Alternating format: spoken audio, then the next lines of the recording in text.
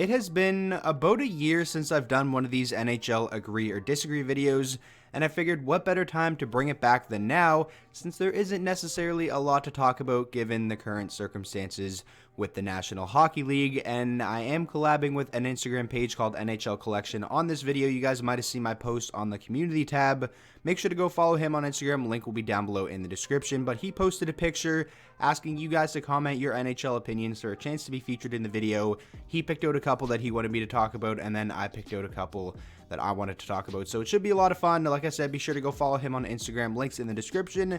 And also, while you're at it, you might as well go give my Instagram page a follow, because I am going to try to be a lot more active over there. And of course, if you guys are new to the channel and you want to see more NHL content like this, then make sure to hit that subscribe button and turn on notifications so you never miss a video. And with all that being said, let's jump right into it. The first comment we're going to talk about comes from Tyson. I'm going to simplify the name a little bit just so I don't mess anything up.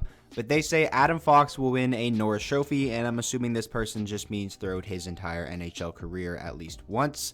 And Adam Fox is definitely a beast. He had one of the more underrated rookie seasons that was overshadowed by guys like Quinn Hughes and Cale Makar. But this is really kind of hard to predict just because there are so many very good young defensemen in the NHL right now.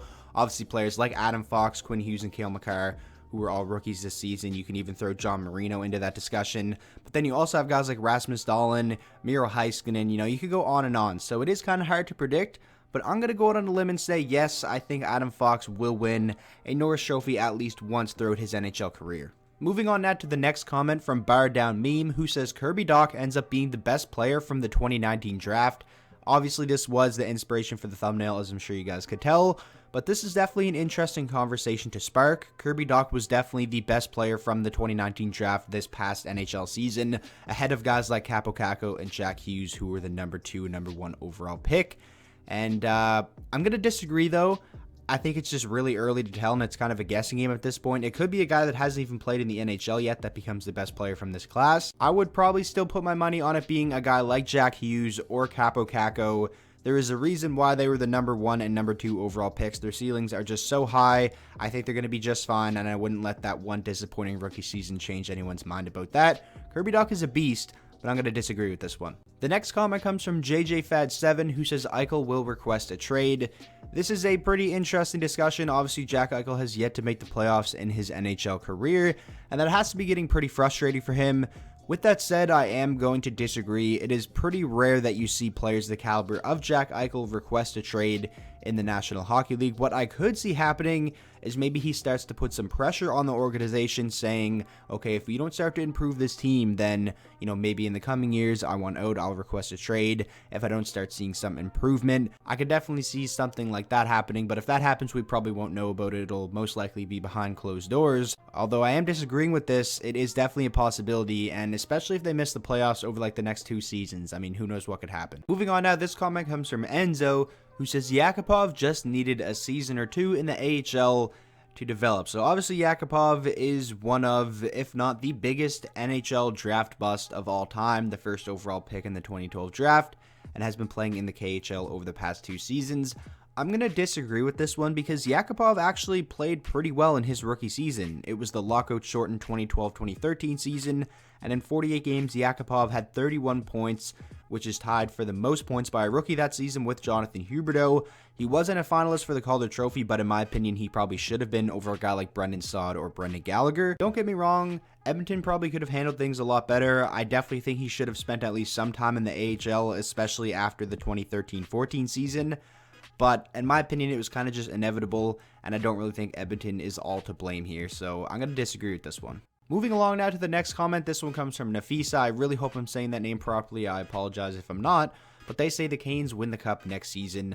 Now, when you're predicting the Stanley Cup champion for the following season in the NHL, for the most part, it's really a shot in the dark. I mean, obviously, some teams do have better odds than others, but parity in the NHL is better than any other professional sports league, in my opinion, and really, like 20 teams usually have a chance at the Cup heading into each and every single season. If I had to make a prediction on who's going to win the Stanley Cup next season, I don't think I would predict Carolina, so just based off that, I'm going to disagree. I'm not going to give you guys my prediction because that'll be for a video when I do my predictions for next season, whenever that may be. But Carolina definitely has a really bright future. Next up, this comment comes from dyl.barks, who says John Tavares was a bad signing for Toronto. And this is something that has been brought up a lot over the past year, just because Toronto doesn't have a lot of cap flexibility whatsoever to improve other elements of the team outside of the top six. You know, most importantly, that decor, which is always talked about seemingly every other day. But I'm going to disagree with this one 100%. Every time you have a chance to sign a player the caliber of John Tavares, you do that. And if Toronto could go back, I think they would do it over again. And if they win a Stanley Cup with this core, which is very possible, they are a very good team, then nobody is going to be talking about the problems that they had with the cap because of this contract. So I definitely disagree with this one. Continuing on now, this next comment says Kyle Connor breaks the 100 points mark next full year.